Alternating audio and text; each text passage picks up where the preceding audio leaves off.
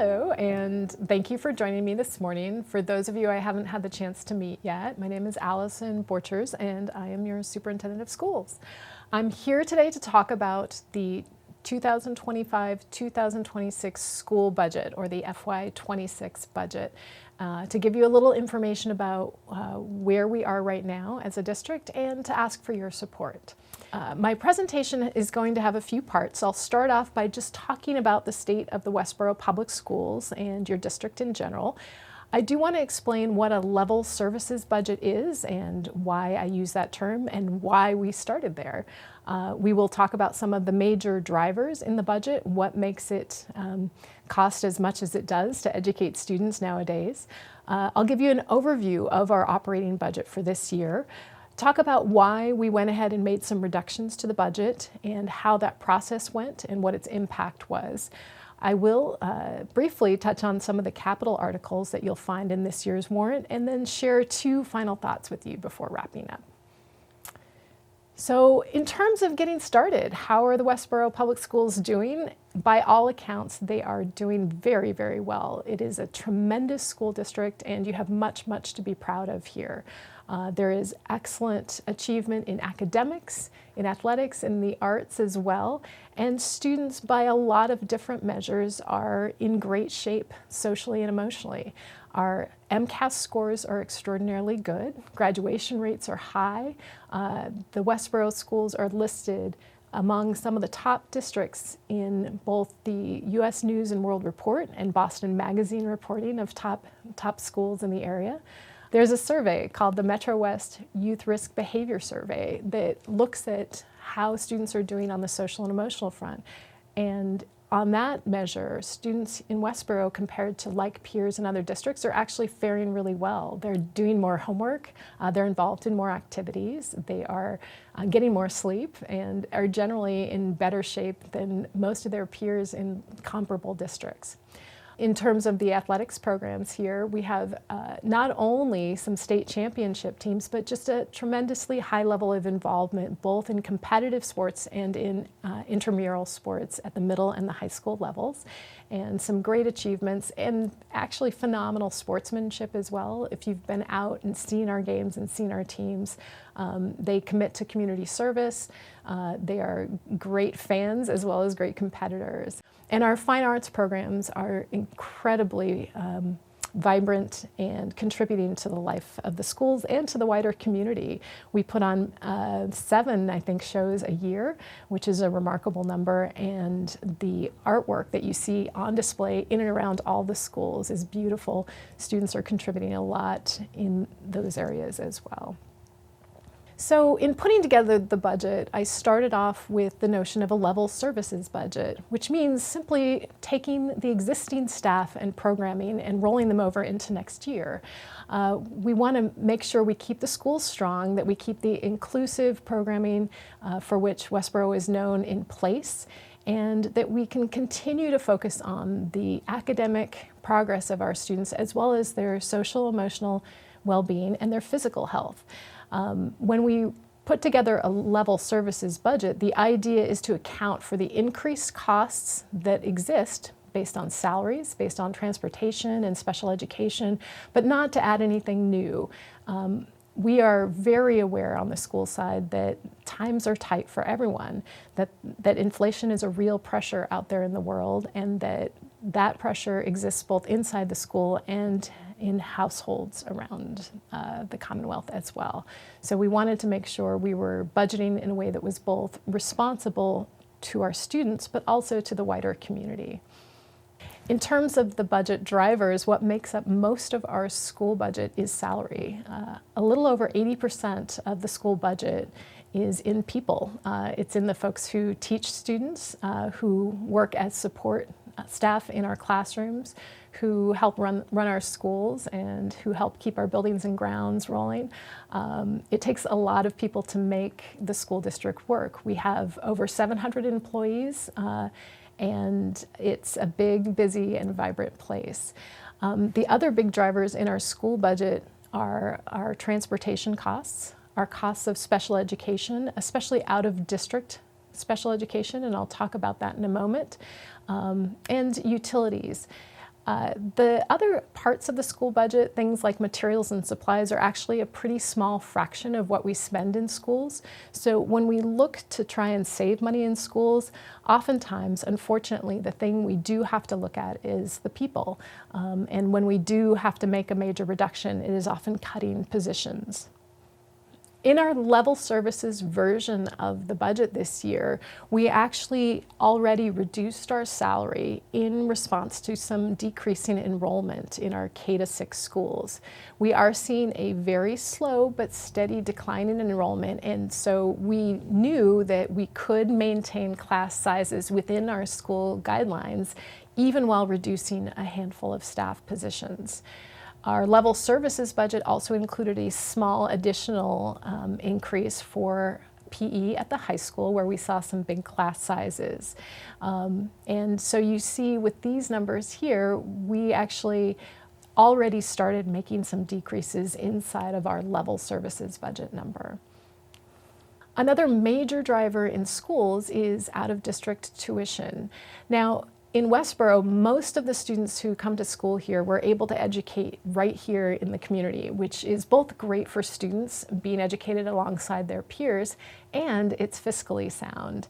One of the things that we do need to think about, however, is if there are students on a rare occasion who we cannot provide a quality education for here, we just don't have the specific programs or services they need, we have a responsibility to make sure they get an education. So those students are in attendance at either collaborative or private special education schools with highly specialized environments outside the district. The cost of those schools is significant. So a typical collaborative program costs about $75,000 per year. For out-of-district private school tuition, we can pay upwards of $200,000 a year. And we pay for transportation and some related services on top of those tuitions. So out-of-district tuition can be a major driver within any public school budget. Over the past few years, we've seen those tuitions increase at a very, very high rate. You also might notice from the chart that you see this sort of up and down wave effect. And part of that has to do with how special education is funded. We do receive some grant funding from the state through a program called Circuit Breaker, and that program is a reimbursement program. So essentially we get some money back, not to cover the entirety of tuition, but to cover a portion of tuition every year. But that money comes in arrears. It's always lagging behind a year. So we can see that in our kind of budgeting. We will get kind of a little bit more able to take a risk in one year because of the prior year's circuit breaker reimbursement, but then have to go back to budgeting in a very conservative way the following year. So from those tuitions, you can see we are grappling with an increase in special education costs. Those costs are not set by the district. Those are outside of the district's control. Another area where we're seeing some cost escalation well outside our control is in transportation. Our transportation costs include both our regular in-town transportation, those are the big yellow buses that you're familiar with. There is also in-town special education transportation, so smaller buses and vans that you may see transporting students to and from schools. It includes our transportation for sports programs and other activities, as well as out-of-district transportation. So all in, what you'll see is our costs have over doubled over the arc of the last 5 years. And this is because the transportation companies are facing many of the same pressures that everyone else is facing. So the cost of labor has gone up, the cost of fuel has increased, the cost of even buying buses has increased. So we are seeing those pressures and feeling them within the schools as the transportation companies are feeling them as well. This year's cost is projected to be significantly higher than last year's budgeted transportation number. We landed initially this year with a 5.77 increase, and that increase is higher than we wanted. When you look at the years from 2017 to 2020 versus more recent years, you see that everything has ticked up in terms of the cost of education overall. And that's not just true here, that's been true throughout the Commonwealth. Why is it getting more expensive? It's some of the same reasons that are driving everything else. It's the inflation that's leading to higher prices when it comes to materials and supplies. It's inflation in the labor market. It costs more to hire and retain teachers and good staff nowadays. And it's also those other uncontrolled costs that are leading to the inflation in the school budget. The cost of transportation and of out-of-district tuition. So 5.77 was where we originally landed, and you'll notice that the new voted budget is at 5.18%. That is after making some reductions in the recent weeks based on a recommendation from the town. So why did that recommendation come to us? Why reduce the budget this year? This is a graph that I got from our folks across the street on the municipal side, and it really does show the impact on average single-family taxpayer tax bills over the arc of the last few years. And you can really see very clearly that the last few years have been tough on families as well. So not only are schools feeling inflation budget pressure, families are feeling it. And both the Select Board and the Advisory Finance Committee requested that the school committee look hard at the budget and try and make some further reductions so that we could bring that tax bill down. In terms of process, I wanted to make sure we took a collaborative approach to budget reduction as a district. That meant pulling the leadership team together, asking everyone to put something on the table, and all putting our heads together about making decisions that make the most sense for kids. We started off with a conversation about our priorities and our values. We looked at all the potential cuts that everyone brought to the table, and the team provided feedback and kind of pushed each other's thinking so that in the end we could come forward with a proposal that we thought was responsible and maintained as many of the programs and services as possible. Finally, before those budget decreases went live, we did some outreach to all staff so that teachers would know ahead of time if their position could potentially be impacted. And we've worked closely with the teachers union throughout this process. We're very aware that next year we'll be going into collective bargaining with our teachers and all other staff members, and we want to make sure we maintain really positive and productive relationships so that those collective bargaining sessions go well and we end up with fair contracts that are reasonable and affordable for the town as well. The team coming together really talked about priorities, what we value, what we care about, what makes Westboro a special place, and here's just some of what we talked about. Most importantly, we talked about keeping kids and their needs at the center of our decision-making process. We wanted to make sure that we hold on to all those things that make Westboro a really incredible place to learn and to grow up and to go to school. We tried to really prioritize the good people who work for us and the programs that they've helped to build.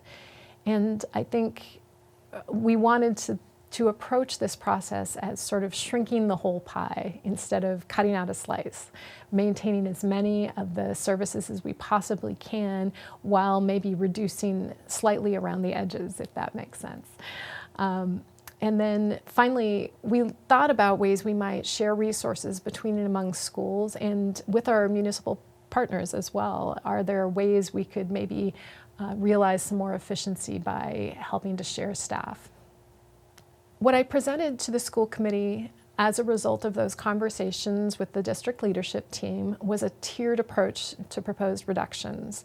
And I really articulated Tier 0 as the level services budget that we had put forward to begin with. That budget already reduced our staff by 4.6 FTE. That FTE stands for full-time equivalents, and it's a sort of measure of staff here in the schools. And that's the original budget that increased our overall operating budget by 5.77%. Our next tier would have been for $548,000 in reductions. That included some additional staff reductions, 3.35 additional staff, as well as a $100,000 cut to our technology budget and an offset, so some revenue generated through increasing our enrollment at the preschool of $150,000. That reduction would have brought our budget to just under 5% increase overall.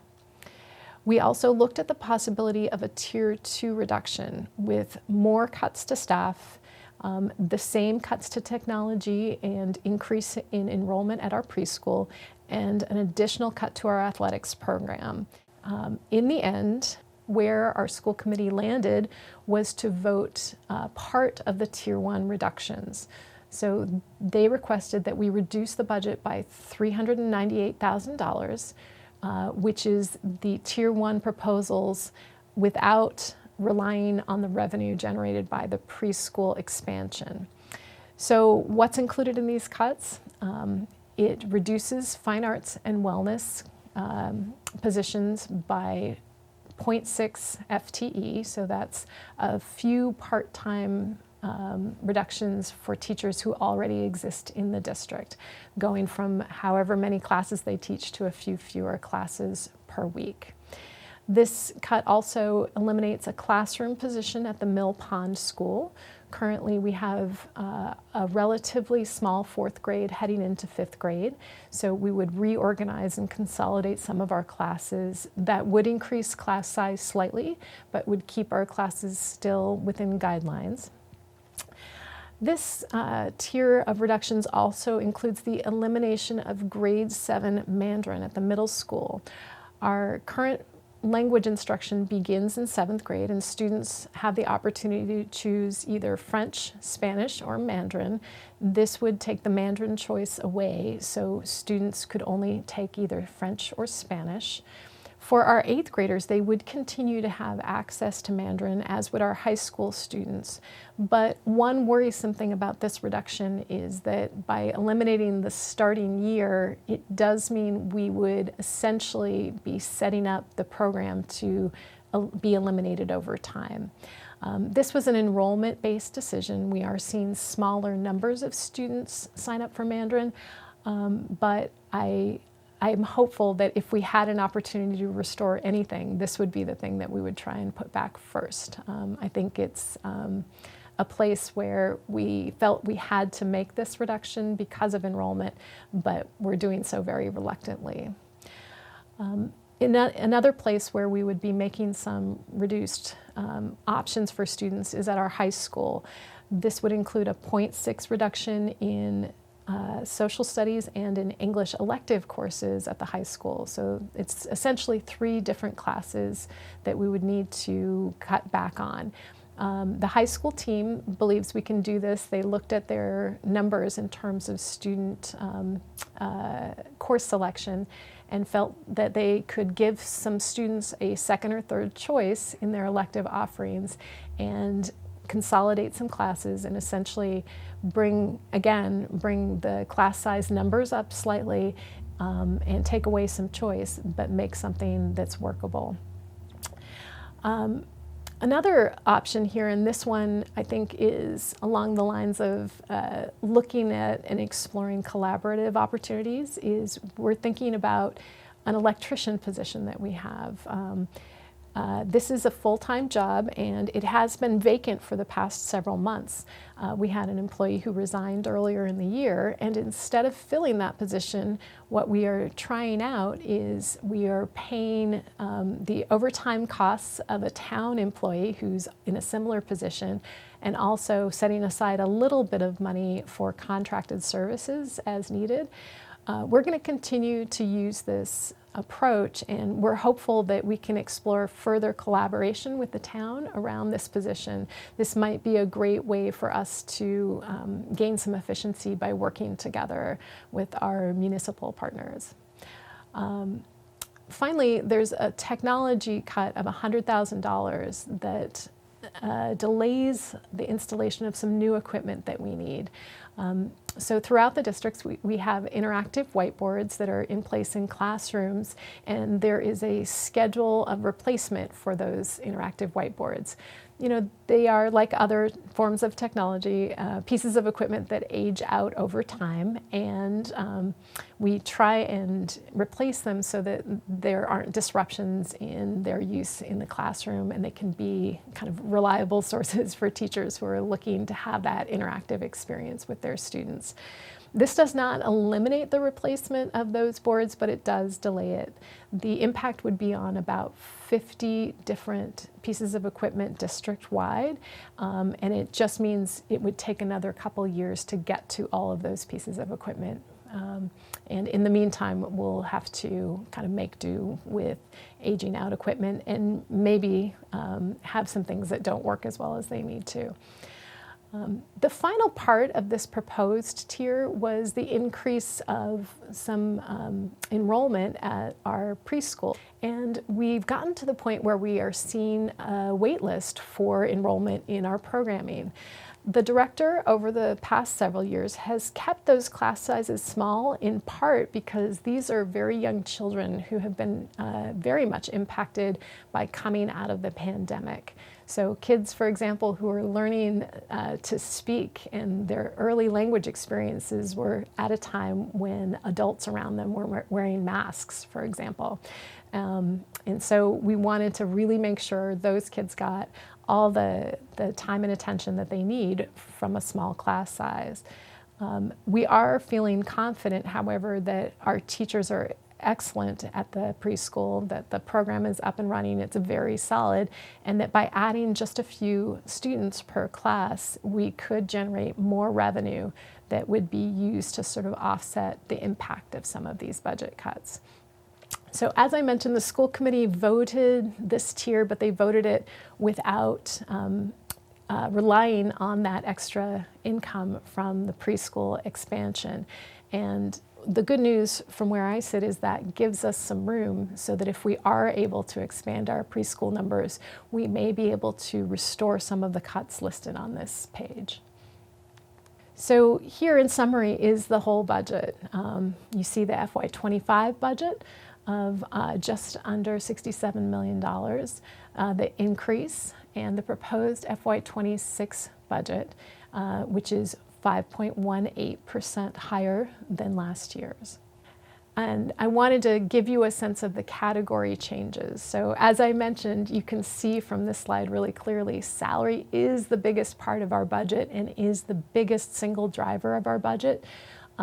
And you know, one reason it increases is because of contractual obligations.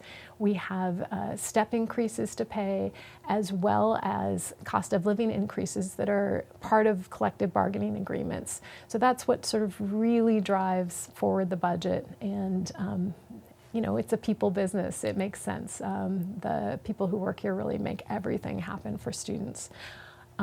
Additionally, you can see even though they make up a smaller portion of the budget, that the increases in special education costs, in transportation, and in utilities are much higher even than our salary rate of increase. We've done everything we can to contain other costs. So you notice our building and grounds line is level funded, and that all of our other non-salary lines we've actually reduced when possible. So those are material and supply lines, things like copy paper and pens and pencils and so forth. We want to try and bring those costs down as much as possible. I will say, as someone who's come here from another district from the outside, I've noticed this is already a district where people are very careful with those types of things. They look at supplies closely. They don't spend money they don't need to. But we did some further belt tightening in this situation in light of the financial pressures going on throughout the town. I wanted to mention a couple of the capital articles that will be in the warrant this year. First of all, the replacement of the gym floor at Gibbons is a $200,000 capital article. I actually think my slide is wrong here. I think it's $220,000. And it replaces the original wood flooring that's in the gym. So this is from the 1950s. It's the first ever floor that was installed there. And the way gym floors are maintained over time is when they need to be refinished, they're sanded down and then resurfaced, and then sanded down and resurfaced. So our folks are telling us now there's no more room to sand and resurface anymore. We really do need a new floor. And that project involves pulling up the old flooring, prepping the subfloor, but it also means pulling out the bleachers and the dividers. And so it's a big summer project, and we're hoping for support for that. In addition, throughout the district, we are seeing some of our bigger pieces of equipment related to our HVAC and plumbing starting to age out and showing signs of impending failure. So we are asking for about $70,000 to do some of those repairs. This is work that is above and beyond our regular maintenance schedule. We do invest a lot in making sure those pieces of equipment are cared for, and we have a wonderful maintenance department that does excellent work, but we simply have arrived at a point where we have enough equipment that's starting to tip over into needing work that we're asking for some support from the town this year. Finally, we are asking for phase 1 of a chiller replacement project at the Mill Pond School, which is our big grades 4 to 6 school. The chiller is on its last legs. It will likely need replacement in the next year or two. And the first part of that replacement process is to hire someone to come in and do the design and engineering for the replacement. This isn't a plug and play piece of equipment, unfortunately. We can't just sort of buy a new one and stick it in there. There is equipment upgrade that has to happen inside the building as well as outside to help support that new piece of equipment going into the building. Additionally, by hiring a design and engineering person, we also get the opportunity to look into some potentially more sustainable options. And those options may come with some reimbursement from the state. So both the MSBA and National Grid have programs around heat pump equipment. And a heat pump is a more efficient and environmentally friendly option when compared with a chiller. We want to explore this carefully, and I'll be honest, I'm not super optimistic that we're going to end up going in that direction because the equipment it's about more than just the single piece of equipment itself. To make a heat pump option work, we would have to make substantial changes inside the building as well. And while we would love to be able to do that, we also recognize that it might not be viable this time around in terms of the cost of the project. So a good design and engineering phase is going to allow us to explore all that carefully and make really thoughtful decisions that are both financially responsible and provide much needed replacement for the Mill Pond School. So I wanted to close with two final thoughts, and one is not so great, but I think it's important to put out there. You know, there has been a lot of conversation out in public about what's happening at the federal level and how is it going to impact the state and impact the schools. And one of those pieces of information has to do with the notion that the U.S. Department of Education may be significantly pared down or even closed. So Westboro does not rely as much as some communities on federal funding, but we do take in a fair share of federal funding, and I wanted to show you what that looks like. We are the receivers of quite a few different grants that rely on federal funds, and those are through Titles 1, 2, and 4 primarily. They support special education, they support English language learning, professional development of educators, among other things. And the total impact of those grants this year was over $1.2 million. If things continue to move in the direction of shutting down the Department of Education, it's not clear who would be administering those grants and how that work would be done, and it also isn't clear if those grants would continue to be provided. So we do want to be thoughtful as we look ahead in terms of budgeting in a way that gives us some room to respond if those grant funds are no longer available, because those do represent a significant portion of our budget as well. So that was the bad news final thought. I wanted to share a good news final thought as well, and that is really that investing in the public schools here has been a very wise investment for people. As many of you know, Westboro is one of a number of communities that are listed in Boston Magazine's top 20 best high schools list, and there's only one other community from among our benchmark communities, those that are selected as comparison communities for the municipal and school sides, listed on the top 20 list, and that's our friends in Lexington. So I've showed you that top 20 list here, but I think the thing I really want to show you is this.